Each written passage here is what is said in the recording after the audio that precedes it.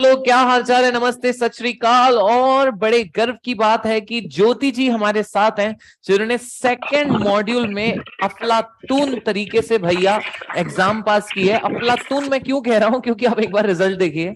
ठीक है, अफलातून मैं इसलिए कह रहा हूँ क्योंकि एक बार रिजल्ट देखिए। 40, 42, 41, एक में सीधा 80। Oh my God.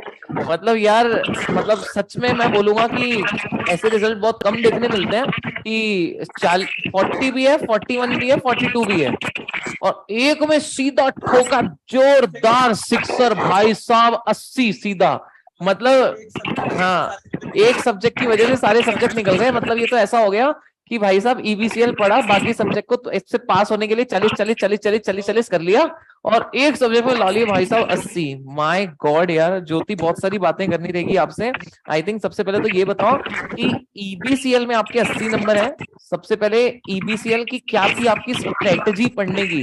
और ईबीसीएल का ऐसे कि बहुत बल्कि है, कितने सारे चैप्टर्स हैं उसमें। पार्ट सी अपने आप में एक अपना अलग सिलेबस है, ठीक है। पार्ट ए अपने आप में एक अलग है, पार्ट बी है, कितने सारी चीजें हैं जो ऐसा लगता है कि यार इवन कितना ज्यादा बल्कि हो जाता है। कैसे आपने रिटेन किया? पढ़ाते हैं तो ऐसा लगता है कितने महीने लग रहे हैं यार, कितना टाइम लग रहा है। तो यार सबसे पहले ये बताओ, आपने किस तरीके से इसको पढ़ा, इतना ज्यादा रिटेंशन किस तरीके से आपने आपने कर पाया, एंड कितने रिवीजन किए? बहुत सारी बातें होगी, बट सबसे पहले ये बताओ क्या अप्रोच रखी आपने फॉर ईबीसीएल? पहले पार्ट बी का जो 25 मार्क्स का सिलेबस है, पहले वो कंप्लीट किया, फिर पार्ट ए, फिर पार्ट बी। Yes, okay. और आपने कितने रिवीजन किए थे टोटल? 4 या 5 बार रिवीजन किया था और लर्न भी किया था सर, 10। Wonderful wonderful. और आपने ऐसे क्या अप्रोच रखते थे रिटेंशन के लिए कि इतनी सारी चीजें याद रहे? पार्ट बी की जो सीट है 15-18 पेजेस की जो सर ने डाली है नोट्स, मैंने उसको पूरी तरीके से लर्न कर लिया था और उसको लिख के भी देखा था। काफी टॉपिक वाइज उसको लर्न करके लिख के देखती थी। और सर मुझे तो पार्ट बी मतलब पार्ट सी में मतलब 25 मार्क्स कंप्लीट ही किया था पूरा। और सर एडिशनल सीट कराई थी सर ने मैराथन में, उसमें से भी मुझे क्वेश्चंस देखने को मिले थे एग्जामिनेशन हॉल में। Wonderful wonderful. और जैसे एक फैक्ट ऑफ कार्टिलाइजेशन था, बिल्कुल वही क्वेश्चन मुझे एग्जामिनेशन हॉल में मिला था। बहुत बढ़िया बहुत बढ़िया। एंड आपने रिवीजन मैराथन से सारी चीजें देखी थी ईबीसीएल की, जितने सर ने मैराथन रिवीजन हुए थे? मैराथन लिया था 5 आवर्स का है, वो मैंने पूरा अटेंड किया था। वंडरफुल यार। और उसमें सर ने क्वेश्चन प्रीवियस ईयर के क्वेश्चंस भी कराए थे, वो भी पूरे लिए थे और वो भी उसकी राइटिंग प्रैक्टिस की थी मैंने। Awesome awesome awesome. तो आई थिंक राइट, आपने सभी चीज किया था।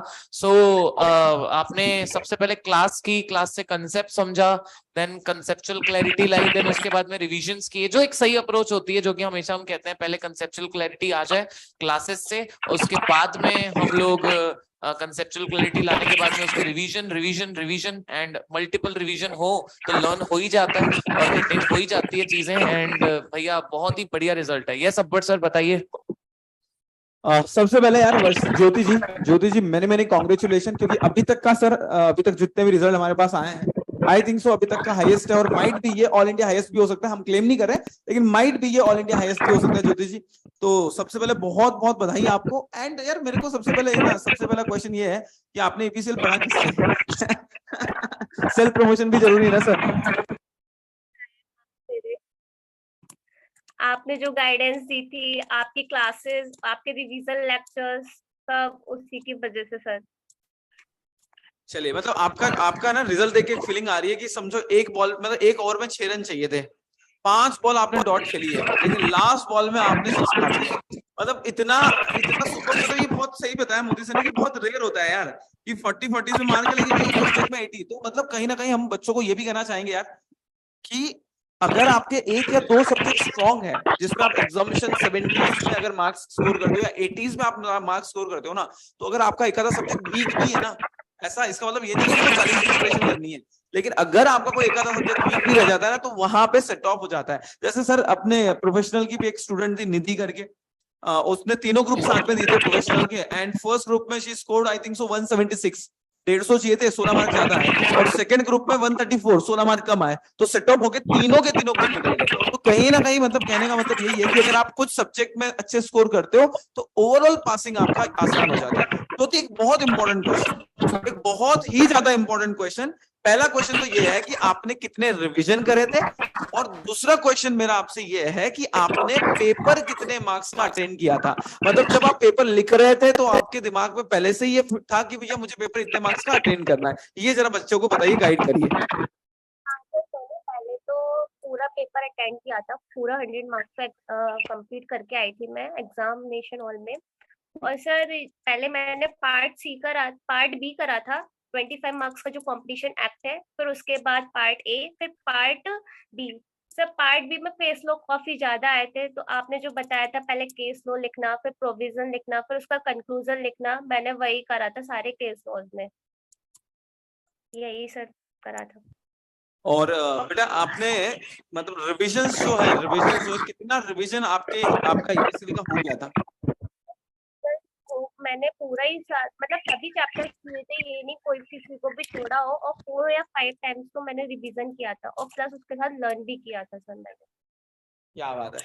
मतलब आई थिंक दोस्तों सभी से हमारा यही कहना है कि एक बहुत इंपॉर्टेंट चीज होती है, हम पेपर लिखते हैं 70 का और हम बहुत खुश हो जाते हैं यार, 70 का पेपर लिख के आते हैं, हमको लगता है हमने कुछ तीर मार दिया है। तो गाइस यार सबसे बड़ी मिस्टेक हम जो करते हैं ना, हम पेपर कम लिखते हैं। पेपर हमें 100 मार्क्स का अटेंड करना ही है। चलो 2-5 क्वेश्चन, एक आध क्वेश्चन इधर उधर हो जाता है, लेकिन 95-97 मार्क्स का आपको पेपर अटेंड करना ही है, तब जाके आप क्लेम कर सकते हो कि मेरे को एग्जाम्पशन आ सकता है या मैं 70s या 80s में मार्क्स में लेके आ सकता हूँ। वर्ष ज्योति जी बहुत बहुत बधाई हो आपको वंस अगेन। एंड आपने दोनों ग्रुप, एक ग्रुप आपका पहले निकल गया था, दिस टाइम आपने सेकंड ग्रुप क्रैक कर लिया है, अब आ गए हो आप प्रोफेशनल में। Many many congratulation. जिस तरीके से आप स्टार्टिंग से यूनिक अकेडमी से जुड़े हो, हम चाहेंगे कि आपका सीएस भी हमारे यहीं से पूरा आप सीएस क्लियर करके बाहर निकले। Once again congratulation. Yes Modi sir. Yes Jyoti, many congratulation. और एक लास्ट चीज बताओ यार, ये प्लान था कि अनप्लान था? बाकी सब्जेक्ट में 40, 41, 42 ये मतलब हो गया कि पहले से डिसाइडेड था कि ठीक ठाक प्रिपरेशन है, 40 ही लाने हैं बस?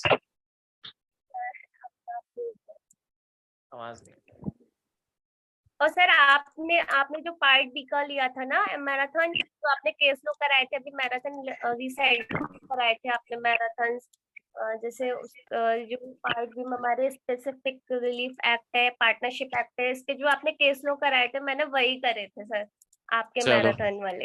बहुत ही बढ़िया दोस्त, एंड बहुत खुशी हुई। आपके 80 मार्क्स आए यार, 80 marks is not a joke, ठीक है? तरसते हैं बच्चे। अगर सोचो ना आपके 80 नंबर आ गए हैं और बाकी में 40 भी होते तो भी आप 200 में पास थे। वो तो 3 नंबर आपने ऐसे ही बोला चल मैं ले लेती हूँ ग्रेस, बाकी तो क्या है। चलो बढ़िया Jyoti ji, many congratulations once again, and I hope कि आपके इस वीडियो से बहुत सारे बच्चों को कुछ ना कुछ सीखने मिला होगा। एंड यस, आपको जितने भी बच्चे हैं वो कमेंट कर सकते हैं, आपकी कुछ क्वेरीज हो क्या है, तो हम उस पर 100% जो है वीडियोस बनाएंगे।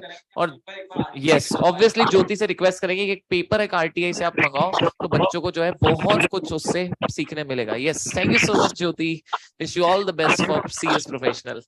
Bye bye.